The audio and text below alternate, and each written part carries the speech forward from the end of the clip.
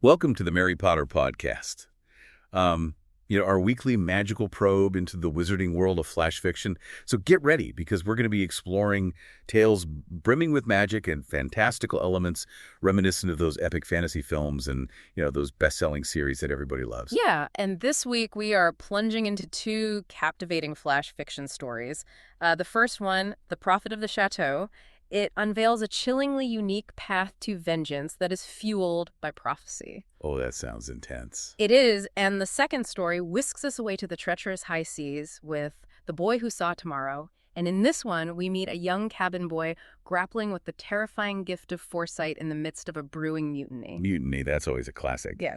All right, so for you, our listener, we will be extracting the core insights from these narratives, highlighting the surprising twists and turns, and exploring what makes these tales so gripping.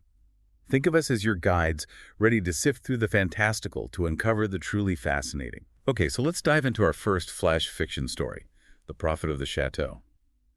Right off the bat, we are introduced to Edmond Dantes, a man wrongly imprisoned and teetering right on the edge of madness.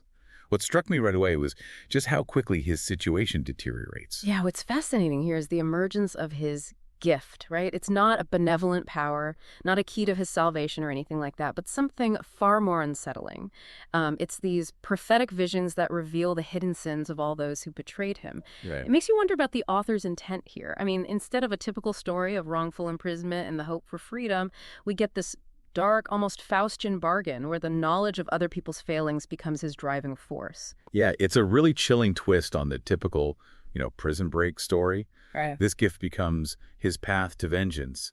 But as the story unfolds, you really see how Dante's sanity starts to fray in his confinement. Even the potential comforts become twisted. Yeah. You've got the priest, who should be a figure of solace, and the old prisoner with his tales of treasure. It's like even glimmers of hope are tainted by his growing, obsession. Exactly. If we connect this to the bigger picture, the priest's platitudes about forgiveness become almost a torment for Dantes, especially as his visions reveal the priest's own hypocrisy, right? His hidden greed and lust. Right. It raises an interesting point about the nature of faith versus human fallibility. The old prisoner's ramblings of treasure, they cease to be about mere material wealth and morph into a different kind of map, a psychological map of betrayal that's unfolding within Dante's own mind, fueled by these intensifying visions. It's almost as if the treasure represents the hidden darkness that he's uncovering. Right. Okay, so the escape, right? It isn't this triumphant moment of freedom we might expect. Instead, it's a transformation. Edmond Dantes is gone, and the Count of Monte Cristo rises from the ashes. But it's crucial to understand, as the story points out, he's not a hero. Oh. He's this calculated figure driven by these prophetic glimpses into the darkness of others. It makes you question what true freedom really is.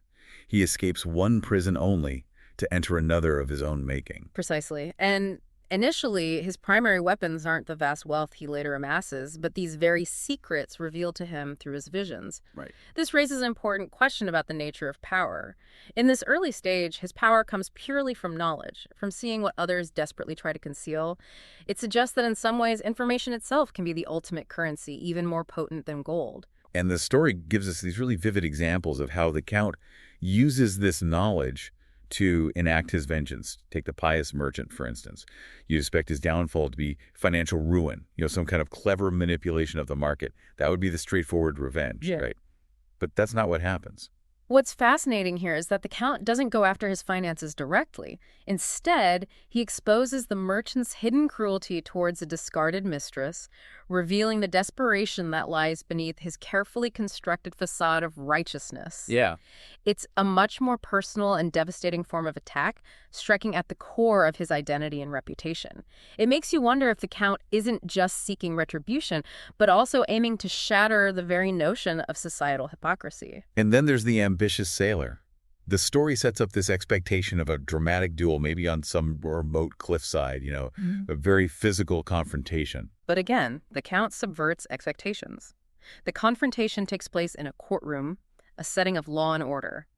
His weapon isn't a blade, but his terrifyingly accurate prediction of the sailor's next ruthless act. His willingness to sacrifice his own crew for personal gain.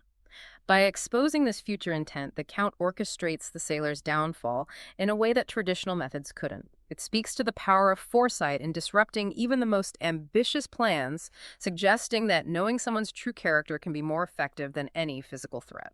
Yeah, yeah. It really emphasizes this idea that the Count isn't just physically confronting his betrayers. He's hunting them within, as the story puts it, the shadowed labyrinth of their own minds. It's a psychological battle as much as anything else. It's like he's using their own secrets against them. That's a crucial point. His true vengeance isn't just about causing them external harm, but forcing them to confront the monstrous truth they've kept hidden, often even from themselves.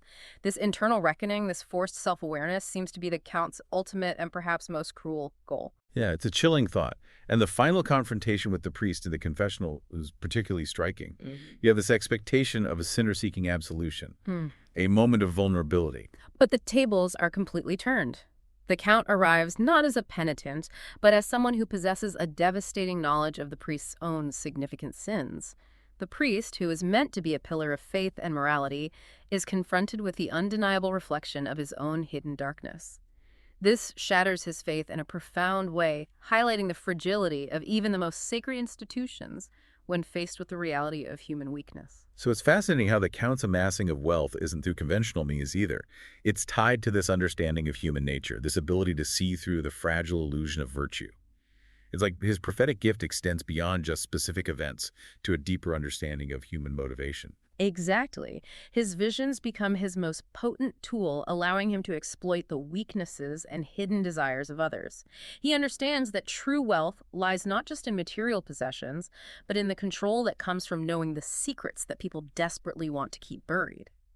It suggests a cynical view of society where everyone has a hidden vulnerability that could be exploited. Yeah, that's pretty dark. It is. And the story concludes with this really powerful and tragic irony. Tianut sought freedom from his physical prison, but in doing so, he built this empire of despair, not just for his enemies, but for himself. He achieves his revenge, but at what cost? What stands out to me is that he becomes imprisoned by his own relentless insights, this constant awareness of the darkness within human nature. Even as he achieves his vengeance, he's left with this merciless knowledge that even the most virtuous appearances can be shattered by a hidden, terrible truth. It's a grim freedom he ultimately attains, a testament to the corrosive nature of vengeance and the burden of absolute knowledge. Okay, let's shift gears now and explore our second flash fiction story, The Boy Who Saw Tomorrow. Here, we meet Jim Hawkins on the eve of his second voyage, but instead of excitement, he's filled with this really unsettling dread, specifically related to Long John Silver. It's a stark contrast to the typical adventure spirit you'd expect, right? What's interesting here is that Jim's foresight doesn't manifest as clear, unambiguous prophecies like the Count's visions. Instead, he experiences these heavy, unsettling dreams, flashes of violence, betrayal, the ship's deck covered in blood. It's more visceral and fragmented, creating this constant sense of unease and anxiety. It's less about specific knowledge and more about a pervasive feeling of impending doom. Right, and that unease permeates his waking hours as well. The ship, which should feel familiar and safe after his first adventure, now feels wrong to Jim. Every creak, every casual word from Silver's crew is now imbued with this sense of his unseen nightmare. It's like his perception of reality has been fundamentally altered. He clings to routine as a defense mechanism, a way to ground himself amidst this growing sense of dread. The familiar tasks of a cabin boy become a desperate attempt to find some stability in a world that suddenly feels very precarious. He transitions from a naive young boy to someone constantly on guard, seeking confirmation of his fears in every interaction. And his gift is described not as these grand pronouncements, but as this ability to sense the dark undercurrents of intent. Yeah. He picks up on these subtle cues, Silver's whispered plans, a flicker of fear in another sailor's eyes, a carelessly dropped knife, and they resonate with terrifying clarity in his mind. It's a very intuitive, almost subconscious form of knowing. This highlights a different kind of foresight. It's not about seeing specific events laid out, but about having an acute awareness of the potential for betrayal, of the hidden agendas at play. This makes his situation particularly challenging because he can sense the danger without concrete proof, leaving him in a constant state of internal conflict. Right, and Jim quickly realizes that direct confrontation is incredibly risky. He's just a boy among hardened pirates, and his word alone wouldn't stand against Silver's influence. Exactly. He understands that simply stating his premonitions would likely be dismissed or worse, seen as a threat that needs to be eliminated. The treasure map, the very symbol of adventure that drew them all together, now becomes a chilling countdown for him. He recognizes the urgent need to find an ally who will believe him and can potentially counteract Silver's plans. It's interesting how he chooses to confide in Squire Trelawney. Knowing the Squire's naiveté, he veils his warnings as a boy's overactive imagination, and surprisingly, it works to some extent. It speaks to Jim's cunning, even in his fear. This speaks to Jim's quick thinking and his ability to manipulate the situation even in his fear. He uses the very characteristic that makes the treasure hunt possible, Trelawney's gullibility and romantic notions of adventure, as a shield for his warnings. The expedition ashore, which should be an exciting part of the adventure, becomes a calculated risk for Jim, a desperate attempt to get ahead of the mutineers and find solid ground, both literally and figuratively. As the danger intensifies, so do Jim's visions, flashes of violence, the chilling image of the empty ship. He feels completely overwhelmed, adrift on a sea of echoes. It sounds incredibly isolating. This sense of being overwhelmed is a key difference from the Count's experience. Jim isn't in control of his foresight. He's being bombarded by these terrifying possibilities. The future isn't a tool for him to wield, but a burden he has to bear. It highlights the passive and often terrifying nature of unwanted knowledge. Right. And the stockade, which should be a place of refuge and defense, becomes a potential trap in his mind. The conflict with Silver isn't just a physical battle for survival, it's also a psychological one. Silver tries to undermine Jim's premonitions, to convince him it's just a boy's fear, nothing more. This psychological manipulation is a crucial element. Silver, a master of deception himself, recognizes the power of doubt. He tries to sow seeds of uncertainty in Jim's mind, hoping to neutralize the threat of his foresight by making him question his own perceptions and instincts. But then we have this incredible turning point where Jim bluffs Silver. He recites the details of the mutiny as if already witnessed, including specific details of the dead and their quarrels. It's a moment of sheer audacity. This is a moment of brilliant improvisation and courage. Jim uses his knowledge, his premonitions, to create the illusion of having already seen the future. The fact that Silver momentarily wavers is significant. He understands the power of psychological manipulation and recognizes the chilling effect of Jim's seemingly impossible knowledge. It introduces a fascinating dynamic where the line between genuine foresight and skillful deception becomes blurred. Even when the treasure is found, it's tarnished for Jim, overshadowed by the bloodshed it caused. He's left scarred by this knowledge of the hidden darkness. The adventure loses its luster. The discovery of the treasure doesn't bring the expected joy and triumph of a classic adventure tale. Instead, it's tainted by the violence and betrayal that preceded it. Jim's innocence is lost. He's been forced to confront the grim realities lurking beneath the surface of adventure. It's a coming-of-age story, but one marked by the harsh realities of human nature. And the story concludes with this sense that the sea still calls to him.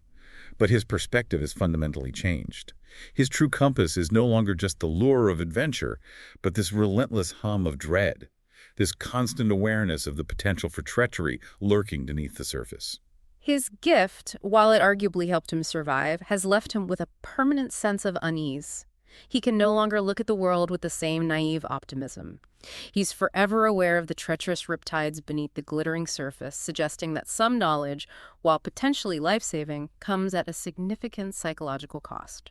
So what do you make of these two very different flash fiction stories of foresight and its consequences? In The Prophet of the Chateau, we see prophecy weaponized for vengeance, leading to profound isolation. In The Boy Who Saw Tomorrow, it's a burden of dread, forcing a young boy to navigate a world of hidden treachery. What stands out to you about the nature of their respective gifts? The Count's is precise and actionable, a tool he actively uses. Jim's is more passive and unsettling, a constant stream of unwanted premonitions. This stark contrast raises an interesting question. Does the active or passive nature of such a gift determine whether it's ultimately more of a blessing or a curse? And how does this knowledge of the future shape their actions and their understanding of the present? For the Count, it becomes a tool for manipulation and control, warping his moral compass. For Jim, it forces him to grow up quickly, to be constantly vigilant and strategic, forever changing his view of adventure and trust. These flash fiction stories, while brief, offer potent explorations of themes like betrayal, justice, and the weight of knowledge. They invite us to consider the hidden currents beneath the surface of events and the profound impact of seeing what others cannot. What resonates with you most about their very different experiences with foresight? For me, it's definitely the isolating nature of both their gifts. The Count becomes so consumed by his knowledge and his quest for revenge that he cuts himself off from genuine human connection. And Jim is burdened with secrets and fears he can't fully share, creating a profound sense of loneliness despite being surrounded by others. That's a fascinating point. Both characters become, in their own way, prisoners of their unique insights. The very knowledge that sets them apart also separates them from the shared reality and understanding of those around them. It makes you wonder if true connection requires a certain degree of shared ignorance. We hope this magical probe has offered you some intriguing insights into these captivating flash fiction stories from the wizarding world. Yeah. Join us next time on the Mary Potter Podcast as we delve into more, magical tales. Remember to rate and follow the show for more. Until our next magical probe, consider the subtle ways in which intuition and unspoken understanding shape our own perceptions and decisions. What hidden currents might be influencing the events around you? See you next time.